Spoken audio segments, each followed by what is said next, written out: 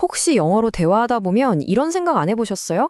어떤 단어는 되게 단순하고 쉬운데 또 어떤 단어는 되게 세련되고 뭔가 있어 보일 때요? 그 이유가 뭘까요? 이 언어적인 미스터리 뒤에는요, 정말 흥미진진한 역사적 비밀이 숨어 있거든요. 오늘 그 뿌리를 한번 같이 파헤쳐보겠습니다. 자, 바로 이 질문에서부터 시작해보죠. 우리 다 한 번쯤은 궁금해 봤을 거예요. 살아있는 동물은 소, 돼지, 양 이렇게 부르는데 왜 막상 식탁에 올라온 고기는 비프, 포크, 머튼이라는 전혀 다른 이름으로 부르는 걸까요? 여기에요. 아주 결정적인 힌트가 숨어 있습니다. 바로 이겁니다. 이 차이를 보세요. 왼쪽은 농장에서 땀 흘리며 동물을 키우던 앵글로색슨 농부들이 쓰던 게르만계 영어 단어고요. 오른쪽은 그 고기를 우아하게 식탁에서 즐기던 노르만 프랑스 지배계층이 쓰던 프랑스어에서 온 단어들이죠. 언어의 계급이 그대로 새겨져 있는 게 느껴지시죠? 이 모든 변화의 시작점은 딱 하나의 역사적 사건이었어요. 바로 1066년, 영국의 운명, 아니 영어의 운명을 통째로 바꿔버린 거대한 언어적 충돌이 일어났던 해입니다. 1066년 프랑스 노르망디의 윌리엄 공작이 잉글랜드를 정복합니다. 이때부터 새로운 지배층은 전부 노르만 프랑스어를 쓰기 시작했고요. 기존에 있던 게르만계 고대 영어랑 이 프랑스어가 만나서 말 그대로 뒤섞여 버린 거예요. 이때부터 영어는 완전히 다른 길을 걷게 됩니다.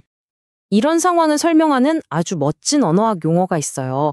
바로 양층 언어, 디글로시아라는 건데요. 쉽게 말해서 한 나라에 두 개의 언어가 사는데 하나는 높은 언어, 다른 하나는 낮은 언어, 이렇게 역할이 나뉜 거죠. 당시 영국에서는 프랑스어가 법정이나 정부 같은 공식적인 자리에서 쓰는 권력의 언어, 즉 상층 언어가 됐고 대다수 평민들이 쓰던 고대 언어는 그냥 일상생활에서나 쓰는 하층 언어가 된 겁니다. 근데 그 영향력이 어느 정도였냐면 이건 정말 놀랍습니다.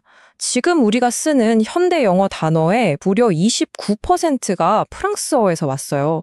여기에 프랑스어의 조상격인 라틴어까지 합치면 절반이 훌쩍 넘어가죠. 원래 뿌렸던 게르만어는 고작 26%밖에 안 돼요. 이쯤 되면 영어의 뿌리가 게르만어가 맞나 싶을 정도죠. 자, 이제 드디어 맨 처음 던졌던 그 질문의 답을 찾을 시간입니다. 이 거대한 역사적 충돌이 낳은 결과물은 정말 독특해요. 전 세계 어떤 언어에서도 찾아보기 힘든 마치 3단 케이크 같은 어휘 체계를 만들었거든요. 그니까 이게 그냥 새로운 단어가 몇 개 추가된 수준이 아닌 거예요.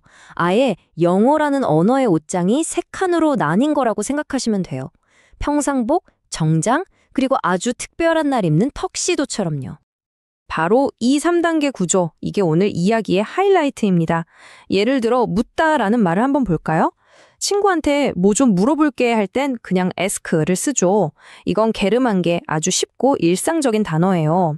그런데 좀 더 공손하게 공식적으로 문의드립니다 할 땐 프랑스에서 온 inquire를 씁니다. 느낌이 확 다르죠? 여기서 한 단계 더 나아가서 막 경찰이 범인을 취조하듯이 따져 묻는 건 라틴어에서 온 interrogate예요.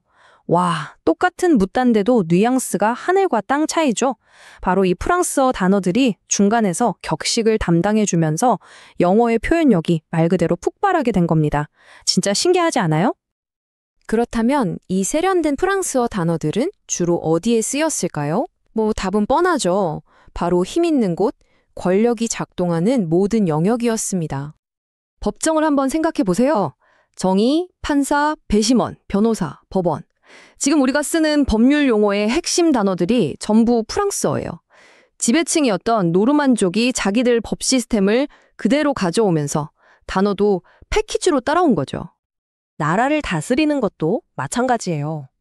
정부, 주권, 권위, 왕국 같은 이런 단어들 없이 국가 운영을 설명할 수 있을까요?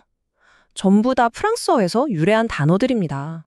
전쟁터는 말할 것도 없죠. 당연히 정복자들의 언어가 군대의 공식 언어가 되지 않았겠어요? 육군, 해군, 전투, 대위, 군대 조직과 명령체계가 다 프랑스어의 뼈대로 만들어진 겁니다.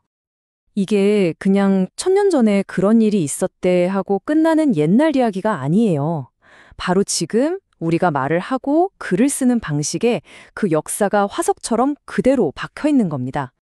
그리고 진짜 중요한 건 이거예요.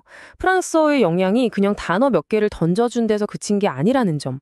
훨씬 더 깊은 차원에서 아예 새로운 아이디어를 조립할 수 있는 레고 블록 세트를 통째로 선물한 거나 마찬가지거든요. 여기 보세요. 큐에이션, IT, 멘트 같은 단어 뒤에 붙는 말들, 전미사라고 하죠.